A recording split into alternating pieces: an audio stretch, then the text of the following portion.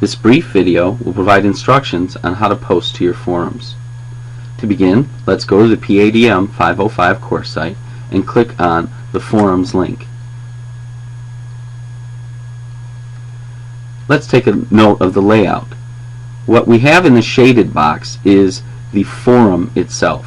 So in a given week we have a particular forum that we need to respond to.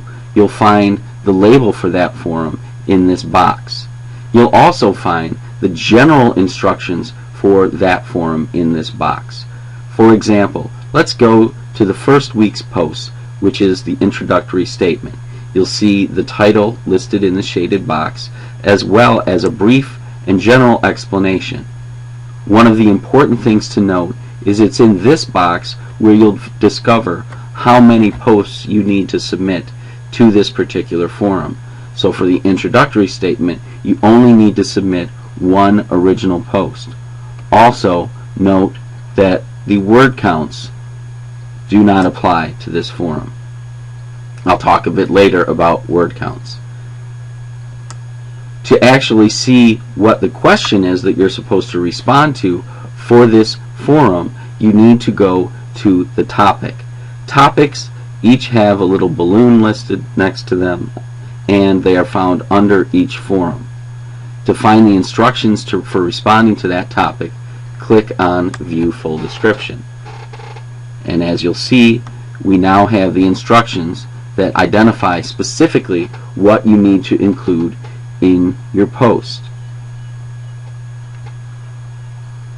To submit your post, you have to click on the topic. You will then see all the posts that have been submitted. To post your original post, click on Post New Thread.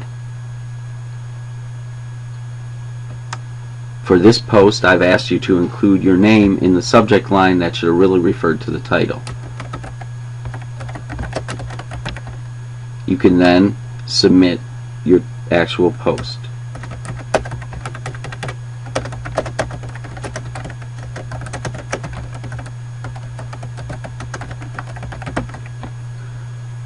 Note that I said you can attach an image to this post if you want. There are two ways to do that. One is to click on this Insert Image link.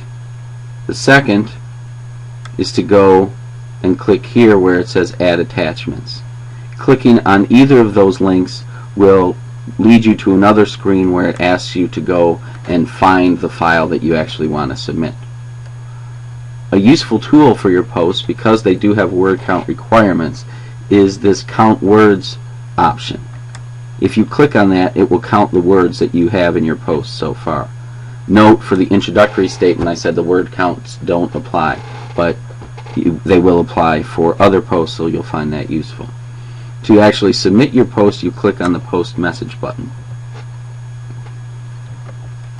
Now we can see that my message has been posted. How do you submit a reply?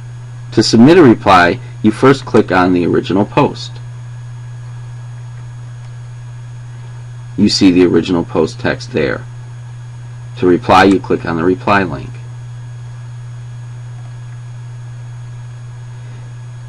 Note that the original post is included above for your viewing and reference.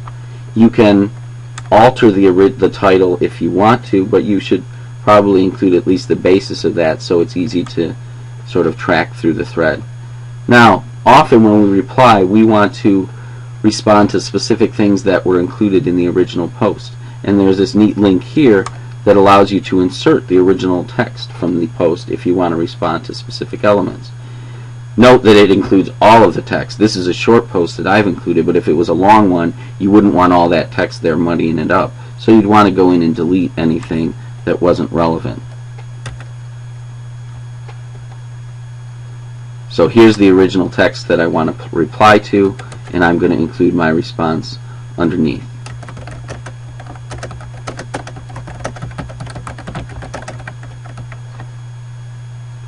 Note that you probably wouldn't include such a post like a reply like this because it wouldn't be very kind or respectful, but you get the point.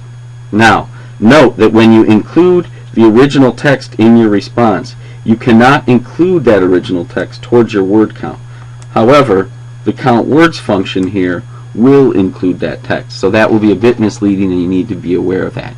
There is no need to actually include the original text in your reply, but you may find it helpful in some cases. To post that reply, you simply click the post message button. There you see the original post, and there you see the reply. A quick note on navigation. Note that whenever you're in a spot on CTools, there is this path that shows you exactly the path that you followed to get there. So if I want to go back to the posts under this topic, I can click on this link. If I want to go back to the instructions for the forum and the list of topics, I click on this link. If I want to go back to the screen where all of the forums are listed, I click on this link. Another link you can use is up here, this arrow, which always takes you back to the root of that forum. So in this case, it's the forums, or the root of the path that you started on. I want to note one other thing for these forum instructions. Please note this first forum that I've included here is not really a forum. It's just a place where I provided some general instructions on forums and the grading rubric for those forums. An important thing that I've noted in these general instructions is the word count requirements for each original post and each reply. So what are the instructions here? It says view the forum topic description for the instructions in the grading rubric. This is the forum topic. I'm going to view the description. So you can see an explanation of what the forums are designed to accomplish, and here you see the word count requirements. Please take note of those requirements. Those will be factored into your grades for each post and reply. Hopefully that was helpful to you, and you'll be able to post to the forums without any problems now, and I look forward to reading and responding to your contributions.